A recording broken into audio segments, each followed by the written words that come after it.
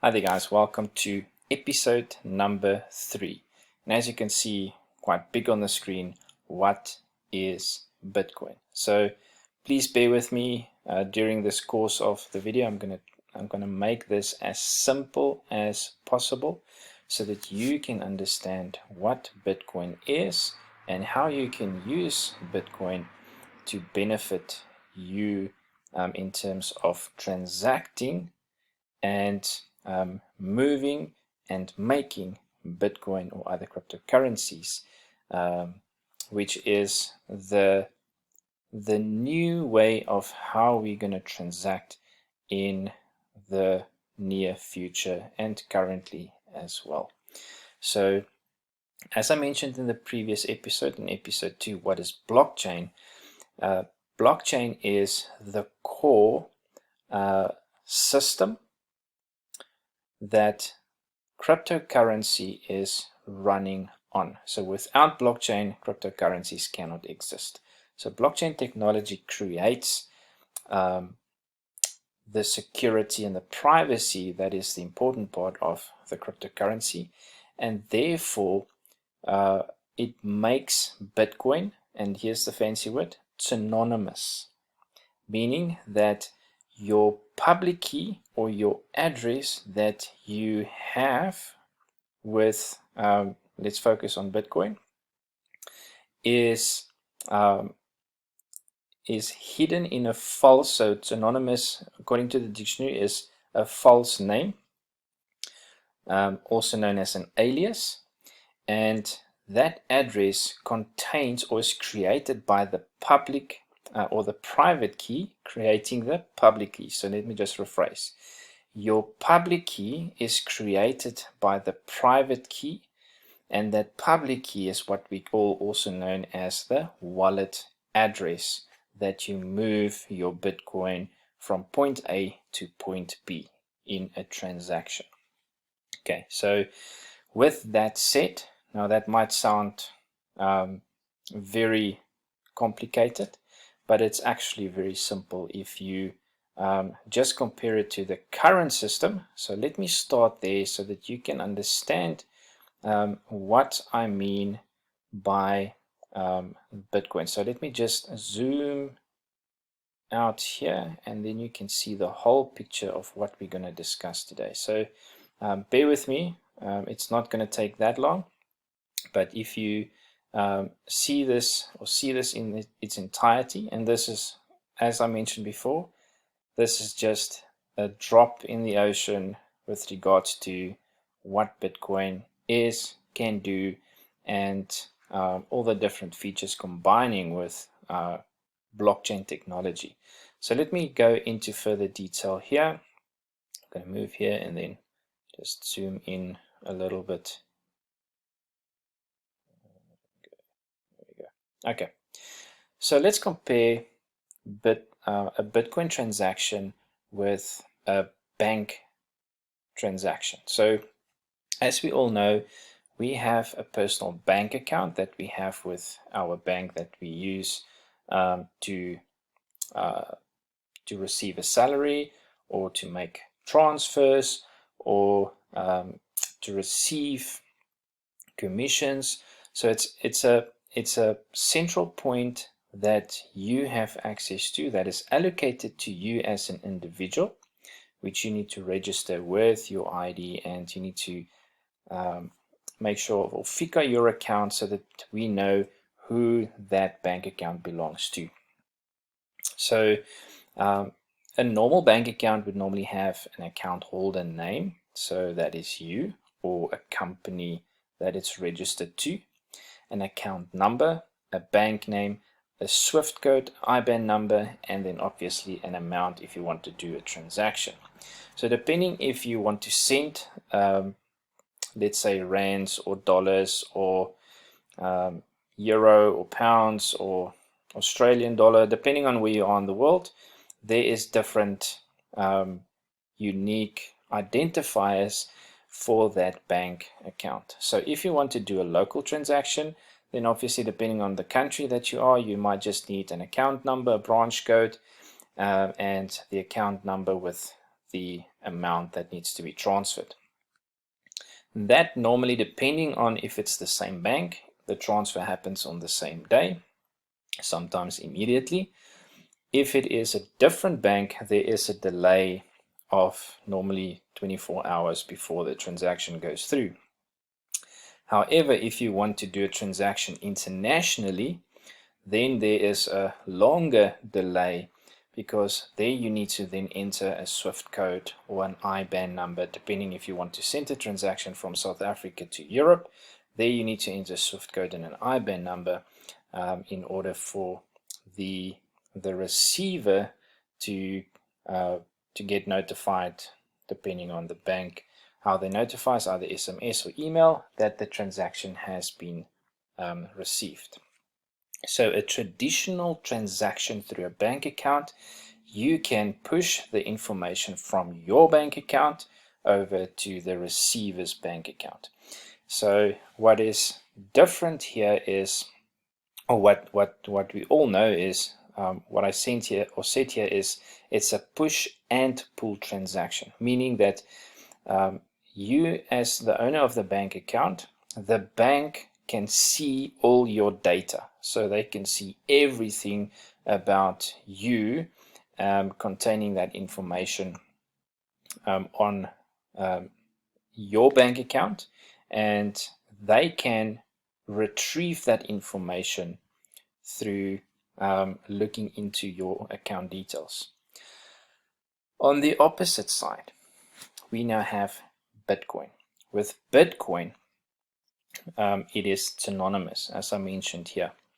So it's synonymous, meaning it is a false or assumed name, also known as an alias. So there is an encrypted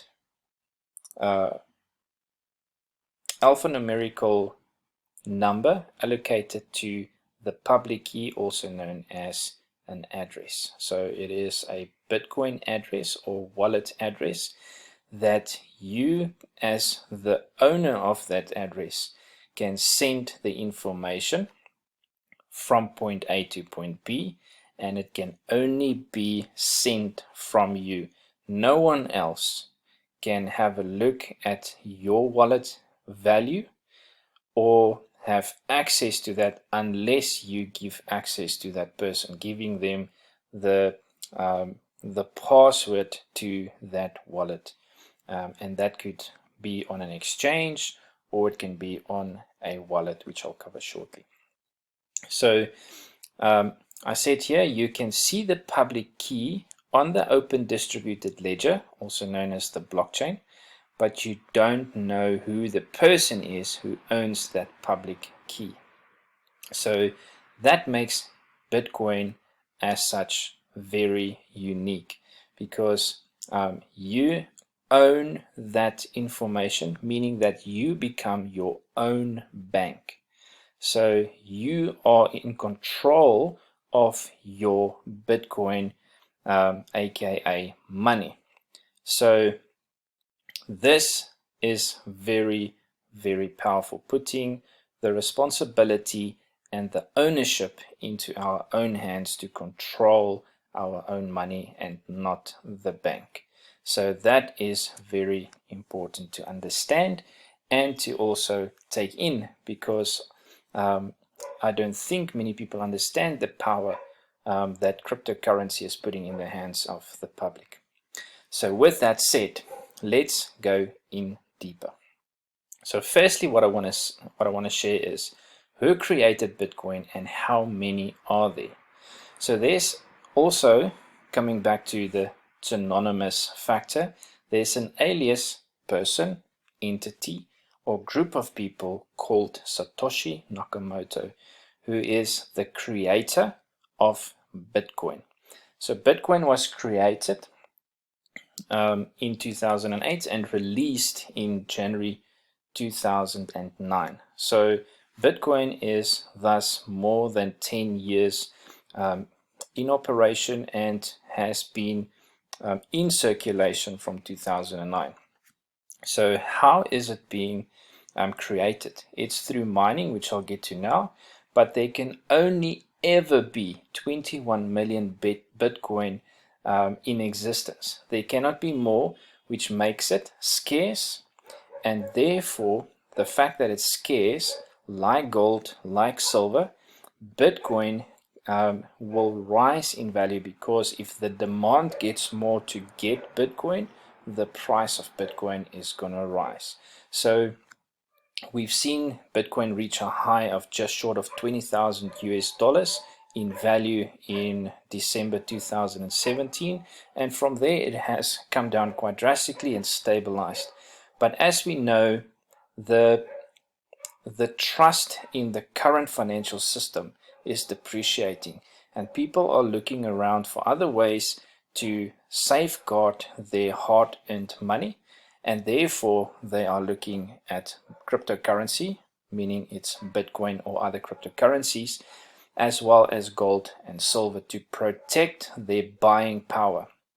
Therefore, it's important that we need to start understanding the value of Bitcoin and cryptocurrency, because of a means of transferring funds from point A to point B and keeping that value that we have earned through the work that we do on a daily basis. Therefore, the other big question that people ask is where to use Bitcoin. Now, as I mentioned in the previous video, it might be that the trailer is currently in front of the horses. So the technology is there, but the use of the technology or the infrastructure to use it is not there at the moment.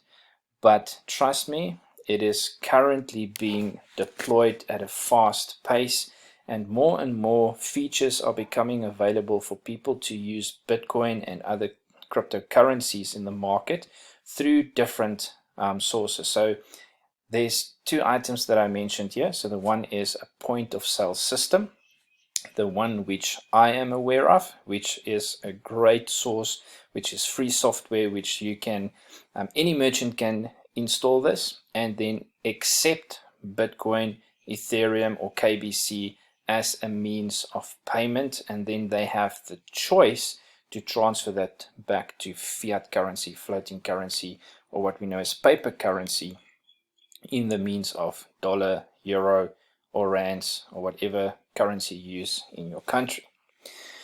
So a point of sale system is purely meaning that a business owner or a shop owner or any merchant can install the software in their shop, and they can create a QR code through the system, and people can then scan that with their mobile device to make a payment in Bitcoin in this example. The QR code we are becoming more familiar with, because all the banks, especially in South Africa, we are familiar with SnapScan and many other ways that you can scan a QR code, and the value that is on that QR code created by the merchant is then being subtracted from your bank account by scanning that code. So the same principle happens with cryptocurrency. It's just a digital format in cryptocurrency that you can pay with Bitcoin or any other cryptocurrencies made available through that software made available through the company. That is obviously the one way, and then the other way is to do a transfer from one wallet to another. So it's a peer-to-peer transaction from person A to person B. And what is great about this is the speed of the transaction is getting faster and faster. Bitcoin has been slow in the beginning, but is getting faster for the transaction to go through. So wallet-to-wallet transfer from point A to point B is then handled through us sending the Bitcoin according to a dollar value or rand value or euro value over from wallet A to wallet B. And there's no third party in between or middleman that needs to take a fee from that transaction. It is purely the either the wallet or the exchange transaction fee that gets deducted, which is a small part of that. And the great part here is if you transfer from your wallet Bitcoin from point A to point B, from country A to country B, it is the same time that it's going to take sending it in a local country from point A to point B. So there's no delay in terms of days for your funds to move from point A to point B, and additional cost being sending from country A to country B. This makes it super powerful. Then, where to buy Bitcoin? So there is many exchanges around the world where you can buy Bitcoin. So for example, let's say you travel from country A to country B, you need to exchange your rands for US dollars or rands to euros, or depending on the currency to the country that you go, there's an exchange in your country that you need to exchange your paper currency for another paper currency to use that in that country. The same principle happens here. For cryptocurrencies, you can take your rands or your dollars or your euros and then deposit that into a cryptocurrency exchange. There are many ones, but the most familiar one around the world is called Binance, Binance.com. You can deposit or use your card to pay for Bitcoin, and that is instantly available in Binance, and you can then either exchange your Bitcoin then for other cryptocurrencies, or you can move that from point A to point B. So I'll cover this in separate episodes because this is quite a large topic to cover. Then, how do you protect your Bitcoin? Now, this is the most important part because blockchain technology and cryptocurrency is all about privacy and so protecting your asset that you have in your hand, and the fact that you are becoming your own bank, you need to have the protection in order to make sure that no long fingers get into your wallet or into your bank account for your cryptocurrency. So there are two ways that we can protect it. So the first one is what we call a 2FA, also known as a two-factor authenticator. Now this is purely just a digital or an application that you download with 6 numbers that rotates every 30 to 45 seconds depending on the authenticator that you use. And the reason why it rotates different numbers every few seconds is that it makes it very difficult for hackers to get into. So obviously you have a username and a password that you need to log into, but still with the username and password someone from the outside can get in.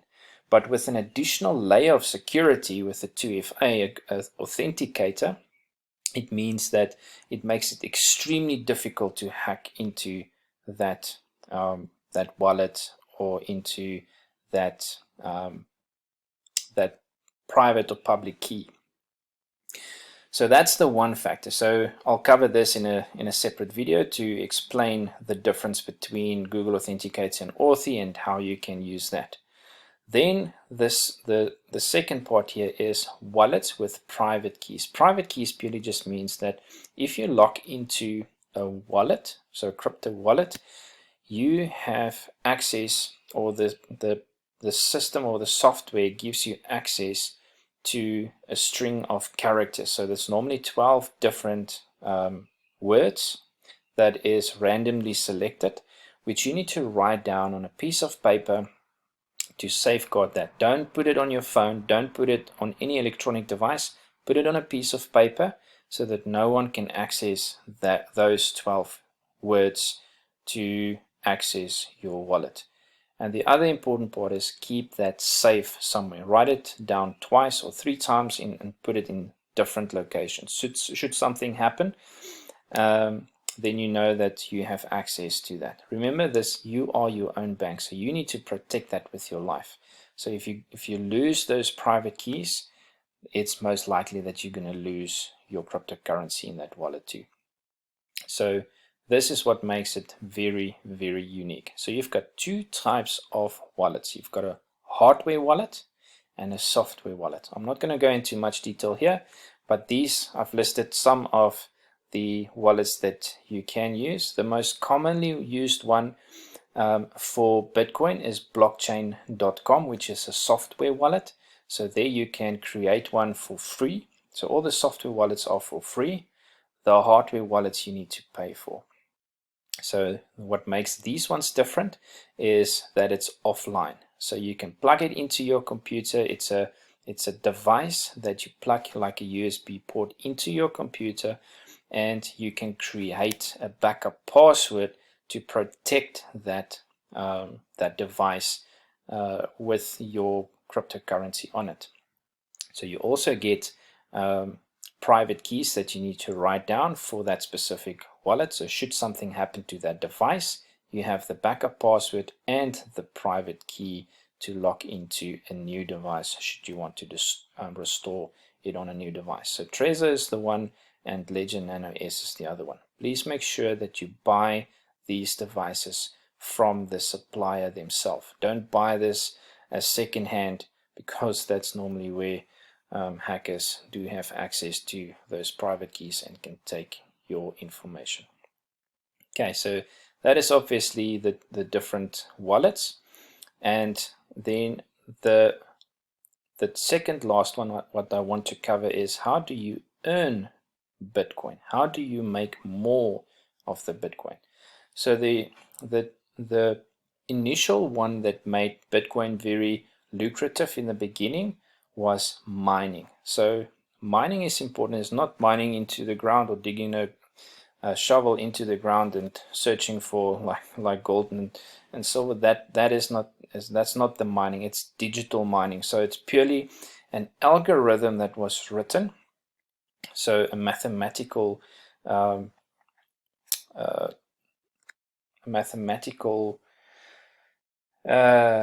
no, I'm not getting to the word, but it's a math problem that needs to be resolved, and once that's resolved, that answer is then distributed through different nodes in the network where that new Bitcoin that was created in the network is then distributed through all the nodes in the blockchain network. So if you don't get that, don't worry. This is purely just to make you aware of what's happening. So the mining is important because that creates new Bitcoin and put it into circulation in the total supply of Bitcoin.